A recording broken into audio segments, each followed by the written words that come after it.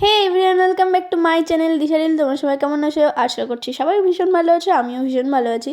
তো ব্লগটা দিতে আমার অনেক অনেক অনেক অনেক লেট হয়ে গেল, তার জন্য ভীষণ সরি। আমার ব্লগগুলো অনেক লেটেই আসে, কি বলবো। তো যাই হোক, আমরা আজকে এক জায়গায় ঘুরতে এসেছি। মানে আমি আমার দিদুন বাড়ির সব ফ্যামিলির সাথে আর কি।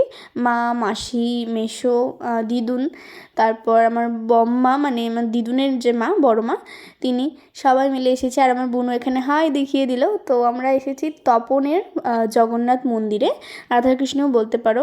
অনেক রকম ঠাকুর আছে, তো তোমাদেরকে আমি সবটা দেখাবো, সেই জন্য কেউ স্কিপ করো না, সবটা দেখো। আর একদম ব্লগটা ছোট্ট, খুবই ছোট্ট, সেই জন্য প্লিজ কেউ স্কিপ করো না। তো প্রথমেই দেখো, বড় মন্দিরের পাশে একটা ছোট্ট মন্দির, সেখানে যে ঠাকুরগুলো রয়েছে কি সুন্দর করে সাজানো। আমি সব ঠাকুরের নাম জানি না, সেই জন্য আমি নামগুলো বলতে ঠিকঠাক পারবো কি না আমি নিজেও জানি না। যাই হোক, তার পাশে এখানে তুলসী বেদি আর দিঘি, এটা মনে হয় যতদূর সম্ভব এটা দিঘি, একটা ছোটো মোটো দিঘি আর কি। তো ভীষণ ভালো লাগছিলো চারপাশটা দেখতে, আর এখানে হাওয়াও হচ্ছিলো ভীষণ, তো সেই জন্য আরও ভালো লাগছে। আর দেখো, ওখানে একটা নৌকা রাখা আছে। তো চলো এবার চারিপাশটা একটু ঘুরে নিই, তারপর ওপরে উঠবো সিঁড়ি দিয়ে। এখানে যে শিবলিঙ্গ আছে, আরও অন্যান্য অনেক ঠাকুর আছে। তো আমরা এবার মন্দিরের বড় যে মন্দির তার পেছন দিকে চলে গেলাম। এই দিকে হয় ভোগ রান্না, তো ভোগ রান্না যে হেসেল বলে আর কি, সেইটা এখানে সাইডে। তো সেটাও দেখো, এই চারপাশটা ভীষণ ভালো আর পরিষ্কার ভীষণ। তো এখানে আমাদের জগন্নাথ, বলরাম, সুভদ্রা, রাধাকৃষ্ণের সব ঠাকুরের জন্য ভোগ রান্না হয়। আর আমার বুনু এখানে ক্যামেরার সামনে আসার জন্য কত নাটক করছে। যাই হোক, এই যে এটা গোশালা, একটাই গরু আপাতত রয়েছে এখানে দেখছি, আর ভীষণই বড় গরুটা। জানি না তোমাদের বড় লাগছে কি না ভিডিওতে, বাট অনেকটাই বড় ছিল। তারপর আমরা মন্দিরে চলে এলাম ভেতরে, আর ভেতরটা দেখো বিশাল বড়, বিশাল বড় জায়গা জুড়ে। এখনও মানে সম্পূর্ণ কাজ হয়নি হয়তো, যতদূর আমার মনে হচ্ছিল আর কি। তো এখানে দেখো, আমার বাবা ভোলানাথকে দেখালাম তোমাদের। প্রথমেই বাবাকেই দেখতে পেয়েছিলাম। তারপর এখানে তিলক দিয়ে দিচ্ছিলো, তো আমিও দিয়ে দিলাম। আর তিলক কেটে আমাকে কেমন লাগছে জানিও তোমরা। তিলক কেটে আমার অনেক ভিডিও দেখেছো আমি জানি। তো এই দেখো, তারপরে একটু হাসছিলাম আর কি। আমার দিদুন বলছে তোকে কিন্তু খুব ভীষণ ভালো লাগছে। আর আমার বোনও এখানে বলছে আমাকে দেখাও, আমাকে দেখাও।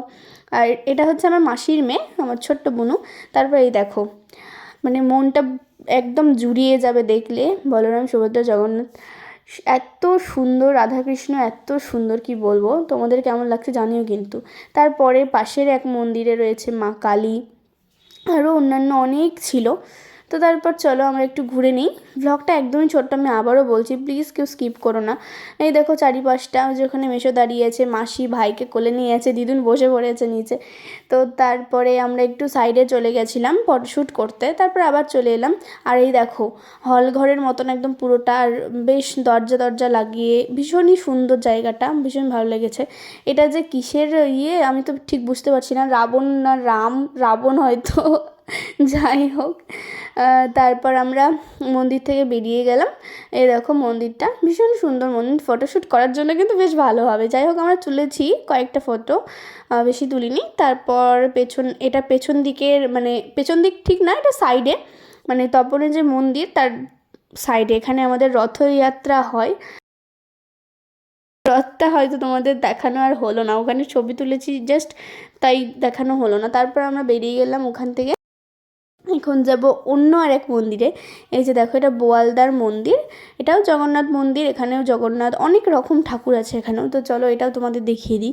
সন্ধে লেগে গেছে, আমরা বিকেলবেলায় বেরিয়েছিলাম আর একদম সন্ধে হয়ে গেছে।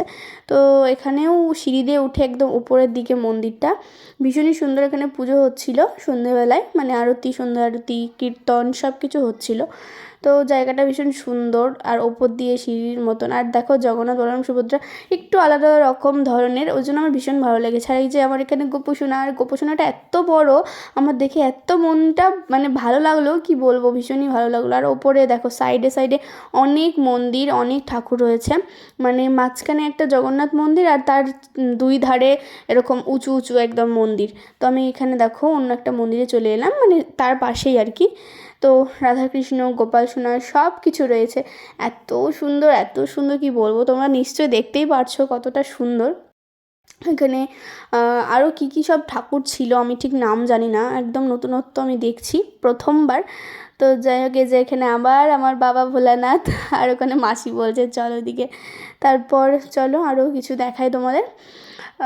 এরপর আমরা চলে এলাম, অটো করে এসেছিলাম, অটো করে চলে এলাম, এসে একটা জায়গায় দাঁড়ালাম, এখানে সবাই মিলে কুলফি খাওয়া হচ্ছিলো। তো আমি বললাম না আমি কুলফি খাবো না, ওই জন্য মেসো আমাকে একটু আলাদা রকম কিছু কিনে দেবে, তো সেটা আমি খাবো, তোমরা দেখো।